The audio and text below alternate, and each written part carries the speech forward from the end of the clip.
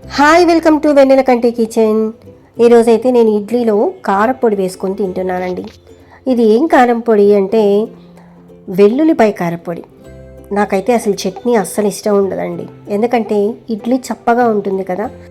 నేనైతే వేడి వేడి ఇడ్లీలో కారపొడి నెయ్యి వేసుకొని తింటానండి, ఎందుకంటే నాకు అసలు చట్నీ ఇష్టం ఉండదు, చప్పగా అసలు నేను తినలేను. ప్రతిరోజు కూడా వెల్లుల్లిపాయ కారపొడి ఉంటే చాలు, ఇడ్లీ అలా తినేస్తానన్నమాట. మరి ఈరోజు నేను ఆ వెల్లుల్లిపాయ కారపొడి నా స్టైల్లో నేను చేసి చూపిస్తాను. చూడండి, చాలా చాలా టేస్టీగా ఉంటుంది. ఇది ఇడ్లీలోకే కాదండి, అన్నంలో కూడా కలుపుకొని తింటే చాలా మంచిది. ఇంకా చాలామంది వెల్లుల్లిపాయని అలాగే పచ్చిది తినేస్తూ ఉంటారు, హార్ట్కి చాలా మంచిది అని చెప్పి. కానీ పచ్చిది తినడం వల్ల ఏంటంటే మండుతున్నట్టు అనిపిస్తూ ఉంటుంది. కాబట్టి మనము ఏదో ఒక రకంగా వెల్లుల్లిపాయ మనం తిన్నట్లయితే హెల్త్కి చాలా మంచిది. మరి స్టార్ట్ చేసేద్దామా?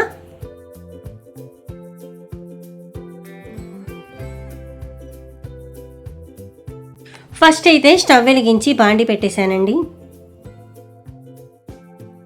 దీంట్లో అయితే కొంచెం ఆయిల్ వేసుకున్నాను, 1 టేబుల్ స్పూను. ఒక 50 గ్రాములు ఎండుమిరపకాయలు వేసుకోవాలండి. సన్న మంట మీద బాగా వేయించాలి.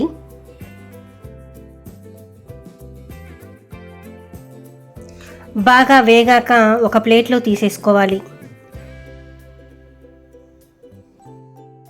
మరలా ఒక 2 స్పూన్స్ ఆయిల్ వేసుకోండి. ఇప్పుడు ఒక కప్పుడుతోటి ధనియాలు తీసుకున్నాను, ఇవి దాంట్లో వేసి బాగా వేయించండి. దోరగా వచ్చే వరకు బాగా వేయించాలి.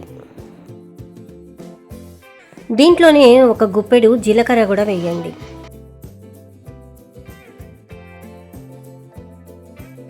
ఇప్పుడు 2 బాగా వేగేటట్టు కలుపుతూ ఉండాలి.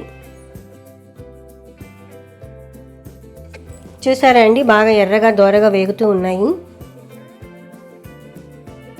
ఇప్పుడు ధనియాలు జీలకర్ర 2 బాగా వేగాయి. దీంట్లోనే మనము కరివేపాకు, ఒక గుప్పెడు కరివేపాకు వేసుకోవాలి.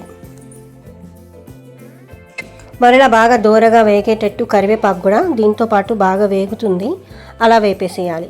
ఎందుకంటే కరివేపాకు లాస్ట్లో వేసాము, ముందుగా వేస్తే మాడిపోతుంది, ఆకు లేతగా ఉంటుంది కాబట్టి ఎక్కువ వేగక్కర్లేదు.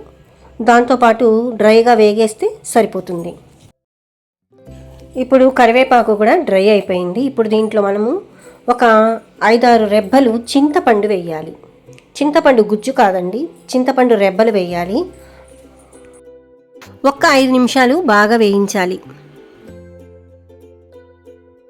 ఇప్పుడు ఏం చేయాలి అంటే, బాగా వేగింది, స్టవ్ ఆఫ్ చేసేసి దీన్ని పక్కకు పెట్టేసేయాలి, కొంచెం బాగా చల్లార్చాలి.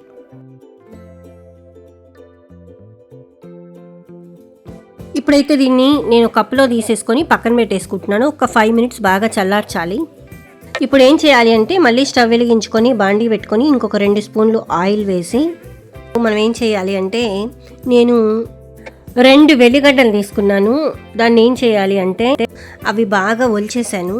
ఎప్పుడైనా సరే మనము వెల్లుల్లిపాయలు మొత్తం పొట్టు తీయకూడదండి, కొంచెం పైన పొట్టు తీస్తే సరిపోతుంది.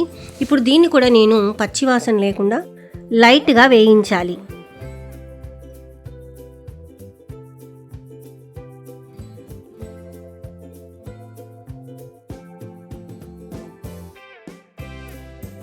ఎక్కువ వేపక్కర్లేదండి, లైట్గా వేగితే చాలు. ఇక నేను ఇప్పుడు దీన్ని స్టవ్ ఆర్పేస్తాను. ఇది కూడా ఒక 5 నిమిషాలు చల్లారేటట్టు ఒక ప్లేట్లో వేసేసి పక్కన పెట్టేసుకుందాం. ఇప్పుడు 1 by 1 ఫస్ట్ నేను మిక్సీ తీసుకున్నాను. ఫస్ట్ మనం మిరపకాయలు వేయించాం కదా, అది మిక్సీ పట్టేద్దాం. ఇప్పుడు కచ్చాపచ్చాగా మిక్సీ పట్టేసాను మిరపకాయలు. దీంట్లో ఏం చేయాలంటే, నెక్స్ట్ ధనియాలు వేసేసుకుందాం. ధనియాలు మనం జీలకర్ర కరివేపాకు వేయించాం కదా, అది వేసి బాగా మిక్సీ పట్టేద్దాం. నెక్స్ట్ ఏంటి అంటే, ఇది బాగా మెత్తగా అయిపోయింది. దీంట్లో నేను 3 చెంచాలు సాల్ట్ వేస్తున్నాను, ఎందుకంటే మిరపకాయలు మనకి ధనియాలు ఈ క్వాంటిటీ ఎక్కువ అవుతుంది కాబట్టి 3 చెంచాలు వేశాను. అంతా కలిసేటట్టు మళ్ళీ ఒకసారి మిక్సీ వేశాను. ఇప్పుడు ఫైనల్లీ మనము వెల్లుల్లిపాయలు వేయాలి. ఇప్పుడు ఇలా వేస్తే మనకి చక్కగా నీట్గా వెల్లుల్లిపాయ కూడా నలుగుతుంది. ఇంకోటి ఏంటంటే, వెల్లుల్లిపాయ కచ్చా పచ్చగా ఉంటేనే టేస్ట్ బాగుంటుందండి. అది కూడా మిక్సీ వేసేసాను. ఇప్పుడు అంతా బాగా కలిపేశాను. ఆహా, చాలా చాలా స్మెల్ అయితే అదిరిపోతుంది.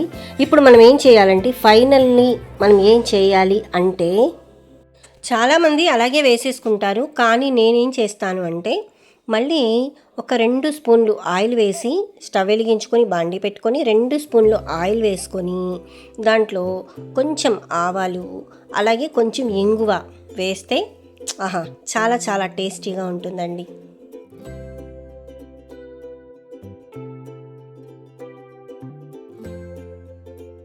ఇప్పుడు ఏదైతే మనం మిక్సీ పట్టామో ఆ పొడి స్టవ్ ఆపేసేసి దీంట్లో వేసి బాగా వేయించేసేయాలండి. అప్పుడు అది చాలా ఫ్రైగా అయిపోతుంది, చాలా టేస్టీగా ఉంటుంది. ఇది అన్నంలో వేసుకోవచ్చు, ఇంకా ఏంటి అంటే మనము ఇడ్లీలో తినచ్చు, పొంగల్లో తినచ్చు, దేంట్లో అయినా, దోశలు, దేంట్లో అయినా, టిఫిన్స్లో చాలా చాలా బాగుంటుంది.